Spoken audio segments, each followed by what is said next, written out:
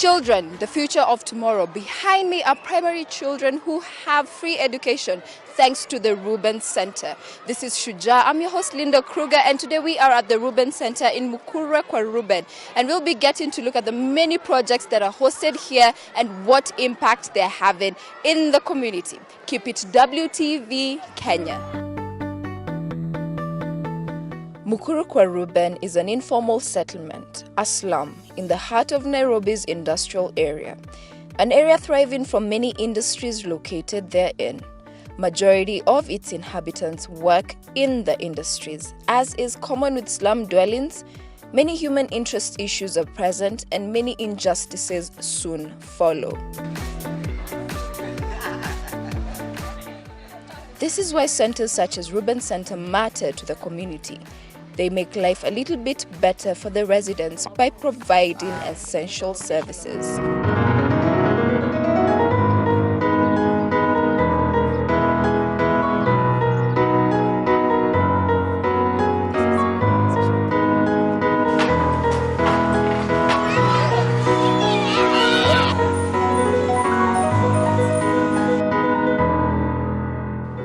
Hello viewers, and welcome to another episode of Shujaa right here on WTV Kenya, where we celebrate our community heroes and individual people who are doing above and beyond to make our society better. We are at the Ruben Center in Mukuru Ruben, and I'm just talking to the center's director, Brother Frank O'Shea.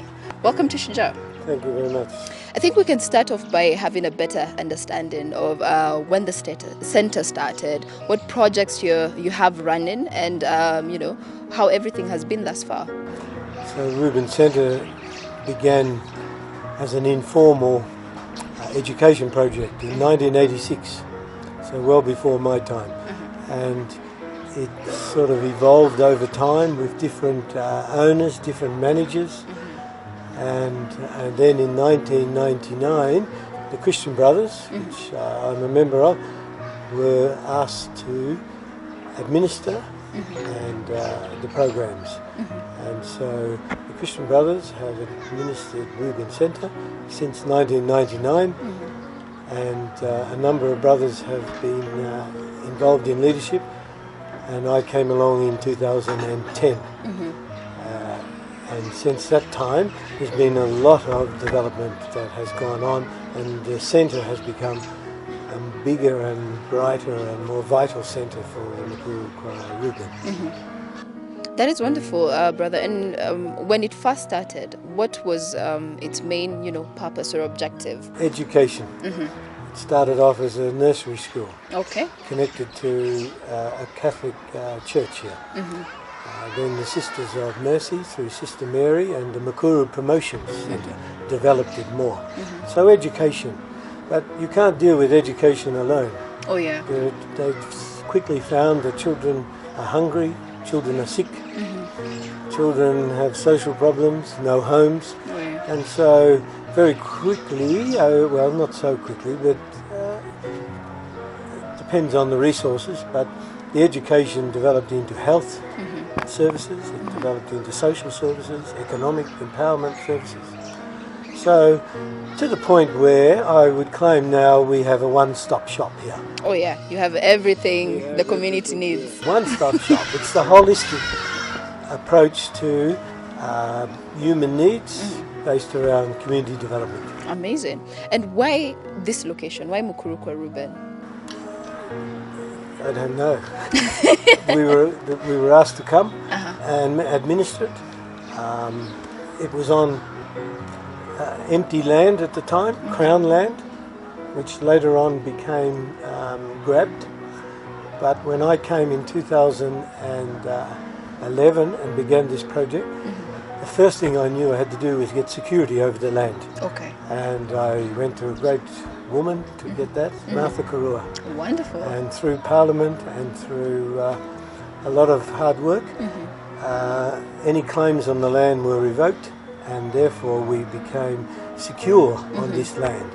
And that security then opened up the way for donors to get behind us. And that's why earlier I said since 2011 a whole lot of developments had happened. And that's because we had security then on the land. Amazing. And donors saw what the potential is to do things, and they got right behind us. They love people on the ground, in among it. And there they are. And that's why it's called Ruben Centre. Yeah. We centre people here who have needs, health, education, economic difficulties, security issues. We help them all here. We centre them here. Then we also centre donors and other partners who would like an improved and empowered Mukuru community, but are using us because we're on the ground. And what would you say has been, from your time here and through observation, has been the greatest need for this community in terms of the services that you've managed to provide yourselves and even through, different partners that you've centered here?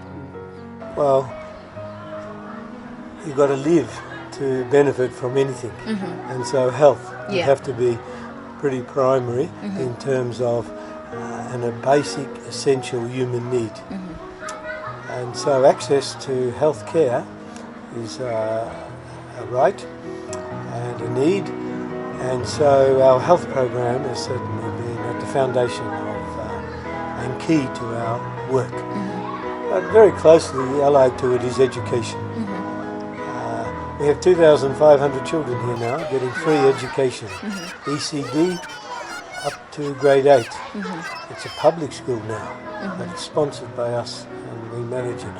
But and through education you can actually have a population here, and then with that happening together with health, you have a healthier and a healthier people, especially the young people. And the slums are full of young people. You don't have old people here. It's too hard to live here. So health and education are our big, what we call signature programs. And truly impacting the community. And thus far, what has been the feedback from the community members? Well, it's hard to know that. One little litmus test I have for that is that we live here very secure. Okay. We built a police post in 2003, and so that helps the security. But at the same time, there's a very strong sense in the community that you don't rob from Ruben Centre, or you don't interfere with anything that we are doing here, because Ruben Centre is for the community. And so, that's to me an essential community support for us. That we know we're safe here, we're appreciated, and that's witnessed by the feeling of safety that I have here. That's great. So they're all behind us here. Great, they've managed to embrace you all. And I want to talk about and hear your comments about the youth. Recently we've been having a lot of discussion around the youth of mostly Nairobi. What has been your experience here at the centre, and also being placed at Mukuru kwa Ruben? Youth, yes, 46% of Kenyan population is under 18. A recent statistic I was giving. So there's plenty of youth. And I just find a sadness about youth because of the lack of opportunity. Not because of the youth, but because of the lack of opportunity that is there for them. We're offering free education up to grade 8. But then what?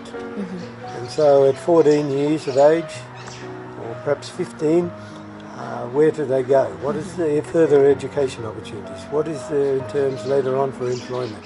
It is very, very difficult. And so when you ask that in a simple nutshell, I would say I admire the youth and I admire our kids here. They just believe they will be different and that they will achieve and succeed. And they inspire me to give them a leg up and a helping hand here. So, for example, this year I have 117 former students in boarding schools around the country in a partnership with their parents. The parents have to find the school because we don't want to take them away. They find the school, but we offer 40,000 shillings as a start-up to get the child into school. And that's often enough for a parent to say, secondary education, I could do that with a 40,000 a year start. And so we're trying to get them out there and further education, but then they come back to us after finishing that, and then they're looking for university, and then there's no fees. So the youth, it's an enormous problem facing the country, and it's facing all African countries. And what are the plans that you may have as director of running the center to maybe have more projects that can help impact and help out the youth in, finding maybe even skill-related jobs that can help them move away from a life in crime or many other negative things? Well, I have big plans. It's interesting that you asked that. Oh yeah. Because on this site here, in 5 years, we have 3.5 acres only, but inside 5 years we've built this state-of-the-art public primary school. We've got vocation training, baby care centre, 2 health clinics now. So there's many things, but just about every inch of it is taken up. But just behind me, there's 5 acres of land, fenced, and I have coveted that piece of land since 5 years ago. Wow. And the Nairobi County Government have written and stated in writing that that land is to come to Ruben Centre. Amazing. And once we get hold of that land, and at the moment it's with the Commissioner of Lands, Mr. Swazuri, but once we get hold of that land, it's going to open up a whole lot of new things, especially for youth. And we're looking at engaging the community around us, because this is the industrial area, Enterprise Road, multinationals are around us. Oh yeah. We have chloride oxide just up the road, Kenchik just up the road, Yeah. Nakamat are in the area, the headquarters. This is the industrial area, so we want to go to industry and say, what is the needs that you have for a workforce? What is the skill base? Yeah. What that? Can you work with us and help us shape a centre for training? Already we have a good small start to that. We have students learning computer and sewing. Now they're doing knitting, they're doing beadwork. We have expanding a few other things, but if we got more land and engage the business community, I'm sure we can really open up something for the youth. Amazing, amazing. Great plans you have there. And as we wind up our discussion here now, what drives you, what keeps you going, in your work here at the center and helping out people? The feedback that is there in the hearts and the minds and in the reactions of people. The thing about here, a little bit goes a long way. So I can come out of my office with an empty water bottle and I don't even have to look where am I going to throw it. Yeah. Kids rush for it and take it. Now they've got a water bottle. So the littlest thing makes a huge difference here. And that, in terms of a uniform for school, or getting into school, or a sick person, or we have a car now that we operate as an ambulance from the clinic, taking someone to hospital. So the very smallest thing that in a place like Australia, where I come from, which would be insignificant, but here it's a major event. And so I claim to play God here. I create something out of nothing. Oh yeah. So that keeps me going. Wonderful, an act of random kindness every now and then. Thank you, Brother Frank, and I think now it's about time for the tour. Yes. And you will take us there. Thanks once again.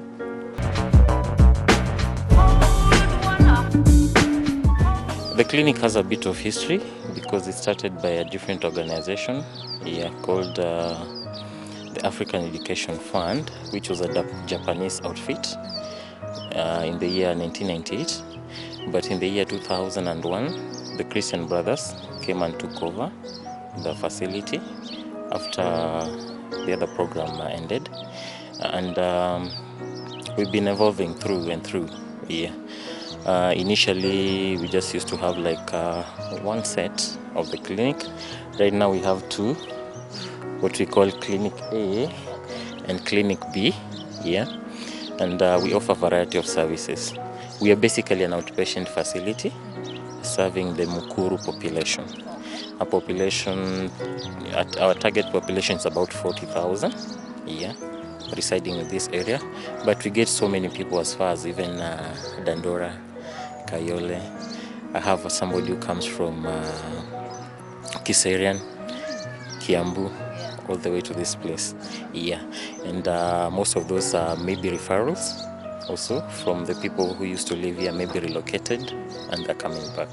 Basically, being a slum setup, we're dealing with a lot of gastrointestinal issues, things like typhoid, amaiba, all those kind of things. Respiratory conditions also, upper respiratory infections for the children.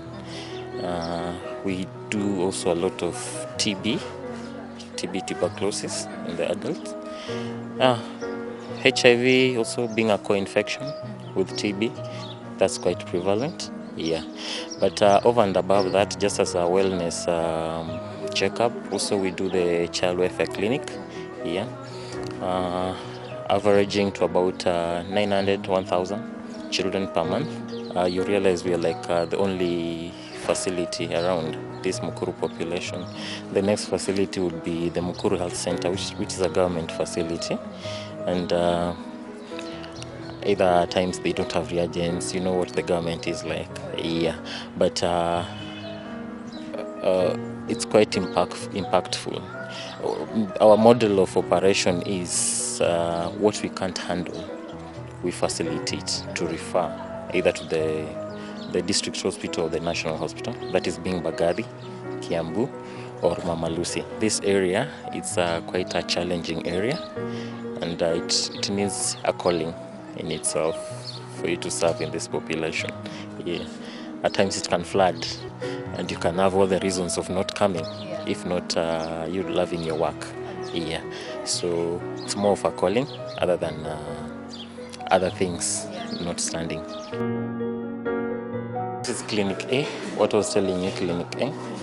And we offer outpatient consultation, we offer dental services, and what we call the nursing station for the nursing procedures, and the injections, the dressings, yeah, all those kind of things. Yeah, the antenatal clinic, also we do it here. We have a dispensing pharmacy here. Then we also have the laboratory services. Yeah, we have today it's like we have the antenatal clinic. On Wednesdays and Friday we have the antenatal clinic. So this is for over 5 years, and this is for under 5 years. Okay. Yeah. Then the consultation, the outpatient consultation is done here. Currently we have one clinician. Then we have 2 other clinicians who are seconded by a different program, just to take care of the HIV exposed clients, HIV patients actually. Yeah, yeah, good. Then the dental services, like you said, that is the treatment room, where it's basically like a nursing station. You do the dressing, a few emergencies, somebody being rushed in, will be handled in that room. Yeah, if the situation cannot be handled here, we have to organize for a referral to the nearest facility, government facility, that is being Bagadi, Kenyatta, or Mama Lucy Hospital. Yeah.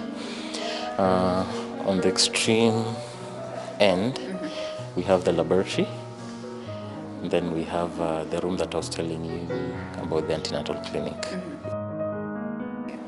Here I'm a nutritionist by profession, and I'm also one of the clinic coordinators. Most of the clinic B activities involve growth monitoring, immunization, occupation therapy. We also do a lot of rehydration, nutrition education, counseling, and growth monitoring. Yeah. Malnutrition is a big problem. One reason, because of the surrounding, the hygiene is low.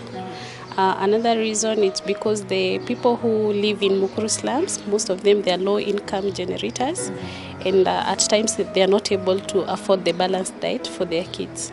Yeah. This is Clinic B. Most of the activities here, they run from Monday to Thursday. That is a child welfare clinic. When the clients come in, they normally get registered from our reception registry.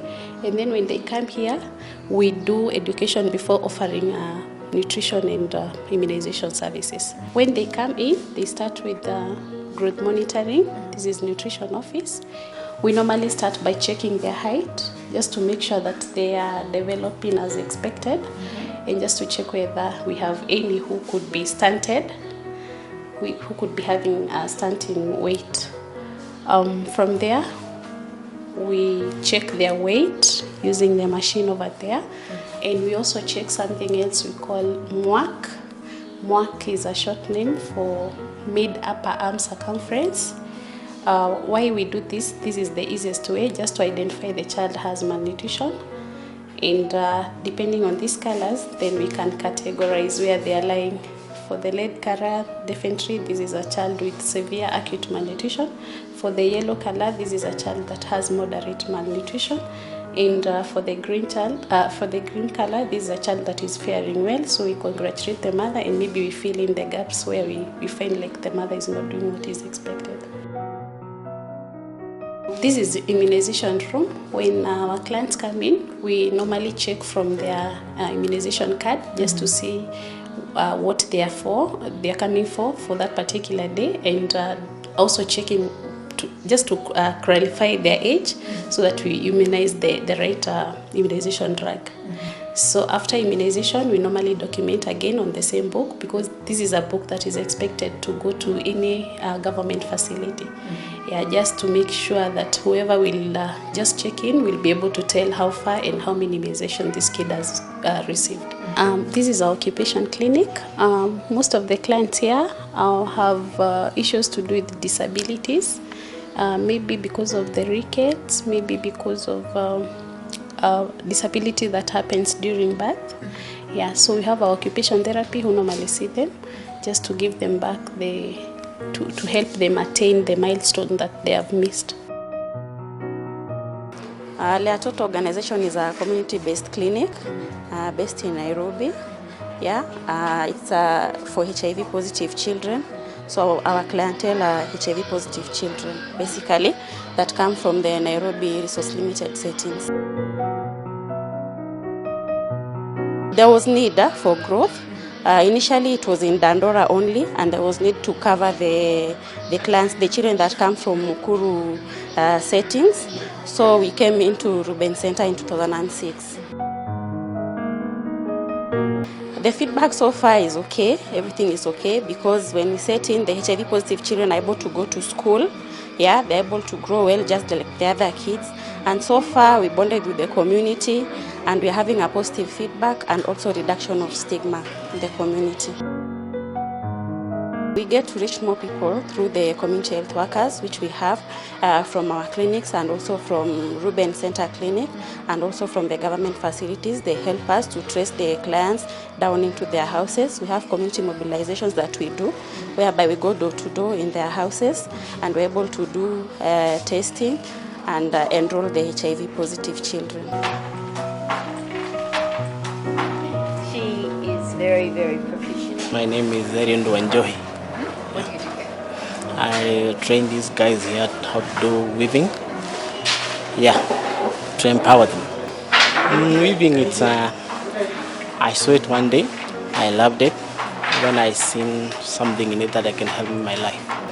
I'm about a year in Mukuru community, and then because I was doing this job in Ongatarungai, and when they called me to do it in Mukuru, I seen it's going to come and train them so they can empower themselves. They can be able to stay alive, and they can be doing their own job and doing their own stuff. I'm training them so that they can be able to start their own business, because they can be able to get a machine like this one. They can go and manage their own business. They can be able to handle themselves in their lives, not to rely on any other people.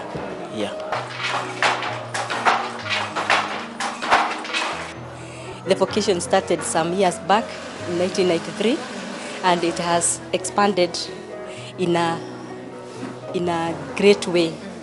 And at the moment, we are having 33 students who we are training for tailoring and dressmaking. Also, we take some students for short courses, and for the year 2016, we have managed to train 28 of them. Those who come for short courses, maybe 1 month, and they run embroidery, they run tailoring, short courses in tailoring, bead making. We have managed to train 28 students. We also have this program that is transition to workplace. When the students finish the 1-year course, we retain them back here and we give them workstations, whereby we provide them with the workspace and also some interest-free loans, whereby they can be able to do their own products, and we help them also in selling their products. Myself, I feel good because I see we really help women, especially young mothers. We empower them. They are able to learn bead making, they are able to learn knitting, and by the end of it all, they are able to meet the daily needs of their households, and they are able to provide for their children.